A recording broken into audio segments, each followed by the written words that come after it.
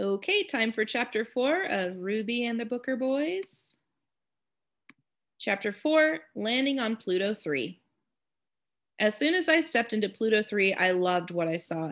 There were bright colors everywhere and lots of cool posters. And Miss Fruitcake had put out games, tons of books, art supplies, computers, and instruments for all of us kids. Suddenly, I heard someone call out from the back of the room. "Look around, students. I want you to find the desk that has your name on it. That will be your very own property. It'll be your little spot on Pluto 3. Welcome to the 3rd grade."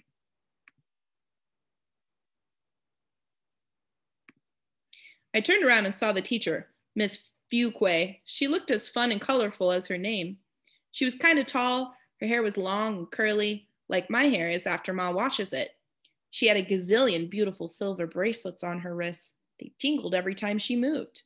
More than anything else, she seemed nice. She even looked at me and said, "Good morning, Ruby Booker." I smiled and answered, "Good morning, Miss Fuquay." I almost slipped up, but I caught myself. She waved at me and then continued to talk to the rest of the class. "Walk around the room and get familiar with all of the workstations. I hope you like how I set up the room," Miss Fuquay said to the entire class. I counted 15 kids, including me, but there were 16 desks. Everybody seemed so different and playful and happy to be in Miss Fuquay's class. I was too. That funny tummy feeling slipped away. And all of a sudden, the word to my favorite song, "Cotton Candy Clouds," filled my head and made me feel good inside. I hummed and played my guitar book bag like it was a real instrument. A few of the kids in my class looked at me weird, but I couldn't help it. "Cotton Candy Clouds" was my song. When I got to my desk, there were 2 boys sitting near me. The seat next to mine was empty, but the boy who sat behind me looked like trouble. He just wouldn't stop giggling. He had bright red hair. The card on his desk said Manny Fleming. He glanced over at me, read the card on my desk, grinned, and said, "Ruby is an old lady's name." I read his name out loud. "Manny? You're one to talk. What kind of name is Manny? Sounds like the name of a birthday party clown." Manny Fleming lost his funny-looking grin and frowned at me. Then he shut his mouth. The boy sitting next to Manny was as skinny as a bundle of straws. His skin was the beautiful brown color of the big chocolate heart Daddy brought Ma for Valentine's Day.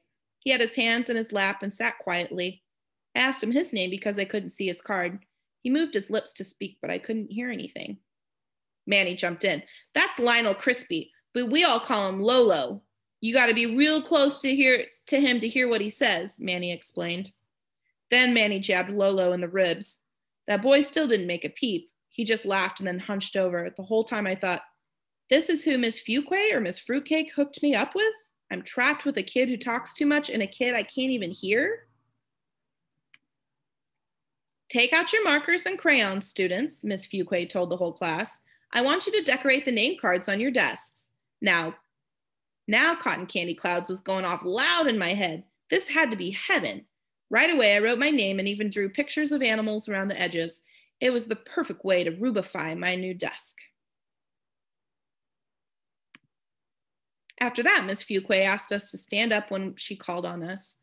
She wanted us to tell the rest of the class our name, our age, something fun about ourselves, and what we would like to be when we grow up. She also wanted to know if we had any siblings who attended Hope Road. Since Miss Fuquay started at the end of the alphabet and my last name begins with the letter B, it gave me some time to figure out what to say. After the first 11 kids spoke, it was finally my turn. I stood up, cleared my throat, straightened my skirt, then spoke out clearly for the whole class to hear. "My name is Ruby. I am 8 years old. A fun fact about me is that I love trivia. I'm the trivia queen. I know lots of facts about lots of things, like what the highest mountain in the world is, why skunks smell, and how rainbows get their colors." I snapped my fingers and stomped my feet because trivia is so fun, and I know I'm good at it. The whole class laughed. I was the first one to say my things with some flavor. That's the Ruby Booker flavor that Thai Noodles was talking about. I continued my introduction when the laugh slowed down. "When I grow up, I want to be a rock star. I've been taking guitar lessons and I already know how to sing." I held up my guitar book bag for everyone to see. "When I learn how to play a real guitar, watch out." The class and Miss Fuquay started laughing again. I felt like I had the class in the palm of my hand. They started showering me with questions. I heard one girl say, "Hey, Ruby, my name is Chyna Wentworth. You want to be a rock star? That's so cool." Then another girl told me her name. I'm Mona Sweetroll. I like your hair, your mismatched shoes, and that guitar bag. You crack me up, Ruby Booker. And then I heard a girl with a loud, cranky voice say, rock stars make a lot of noise and look silly. I want to be a magician when I grow up.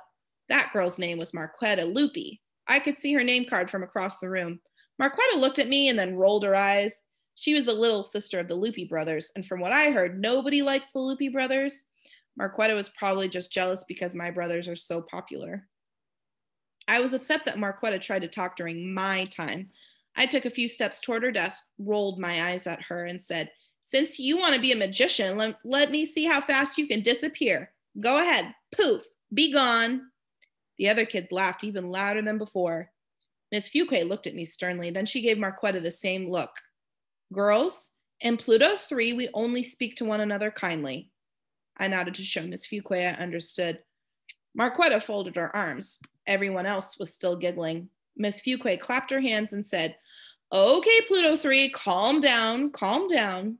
I started to sit back in my seat when Miss Fuquay said, wait, Ruby, don't forget the sibling part. Do you have any siblings who attend this school? The whole class looked at me and I couldn't lie. I had to tell the truth. Right then, I decided to act like Lolo. I said my brother's names, but I spoke so softly that no one could hear me. Then I sat down. Big-mouthed Manny yelled out, what did you say? We couldn't hear you, Ruby. I stood back up, took a deep breath, and said, yes, I have 3 big brothers who attend this school. My brothers Tyner and Roosevelt are in the 6th grade, and my brother Marcellus is in the 7th grade. Then I sat back down. For some reason, I felt embarrassed because I knew what was about to happen, and it did.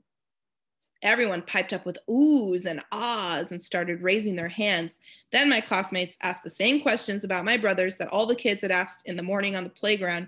One girl, Gina Crumpy, asked, so how does it feel being the little sister of the Booker boys? I wanted to get up and stuff her mouth with notebook paper, but I remembered what Miss Fuquay said about treating one another nicely.